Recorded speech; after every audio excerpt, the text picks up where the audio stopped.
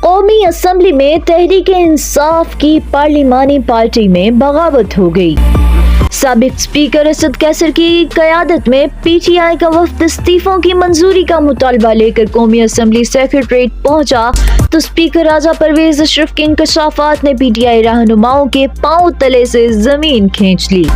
ہم آپ کو اس کی مکمل تفصیلات بتائیں گے، لیکن پہلے سابق وزیر اعظم عمران خان کے حوالے سے ایک بڑی خبر کہ کس طرح سپریم کورٹ کے 3 رکنی بینچ نے ان کو بڑا جھٹکا دے دیا۔ یہ وہی بینچ ہے جہاں عمران خان کی طرف سے درخواست دائر کی گئی تھی کہ ٹرائل کورٹ نے شہباز شریف کی طرف سے عمران خان کے خلاف 10 ارب کے ہرجانے کے دعوے میں عمران خان کا دفاع کا حق ختم کر دیا ہے۔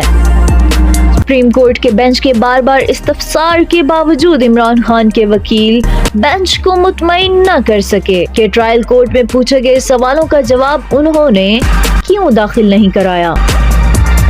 سماعت کے بعد 3 رکنی بینچ نے 1-2 کے اکثریتی فیصلے سے ٹرائل کورٹ کا فیصلہ برقرار رکھا۔ قانونی حلقوں کا خیال ہے کہ عمران خان کے وکلاء کی جانب سے معاملات کو سیریس نہ لینے کی بنا پر عمران خان کے لیے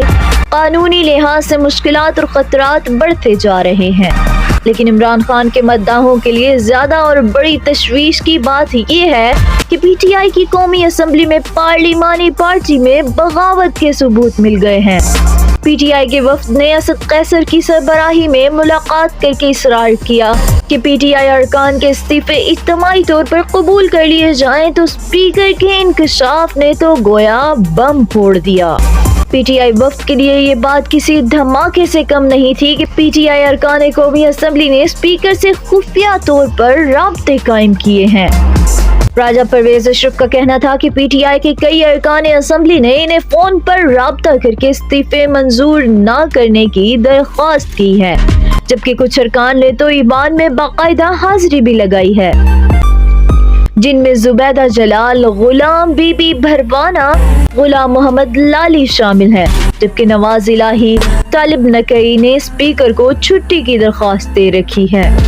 صرف یہی نہیں بلکہ پی ٹی آئی کے کئی ارکان اسمبلی سیکریٹریٹ سے باقاعدہ تنخواہ وصول کر رہے ہیں، اور کم از کم 6 ارکان قومی اسمبلی نے اپنے استعفے پر دستخطوں کو جعلی قرار دے دیا ہے۔ راجہ پرویز اشرف نے ان انکشافات کے بعد واضح کیا کہ آئین و قانون کے تحت ایک ساتھ استعفے قبول نہیں کیے جا سکتے، اور یہ کہ ہر رکن کو اکیلے تصدیق کے لیے آنا ہوگا۔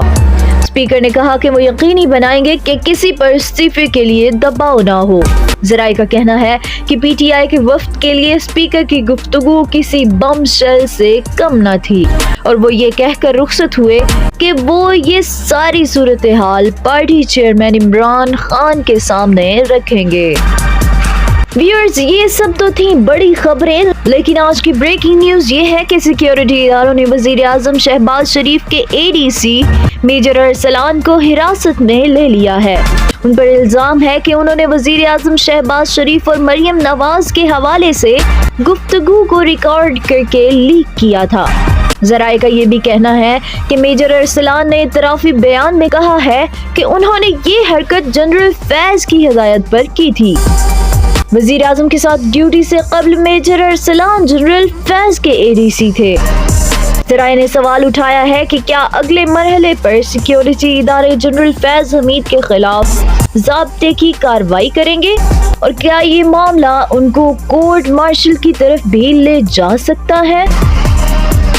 پاکستان نیوز انٹرنیشنل سے فی الوقت اتنا ہی۔ مزید خبروں، تجزیوں، اپڈیٹس اور معلومات کے لیے ہمارے ساتھ رہیے، اور ہمارے چینل کو لائک، شیئر اور سبسکرائب کر کے ہمیں سپورٹ کرنا بالکل مت بھولیے گا۔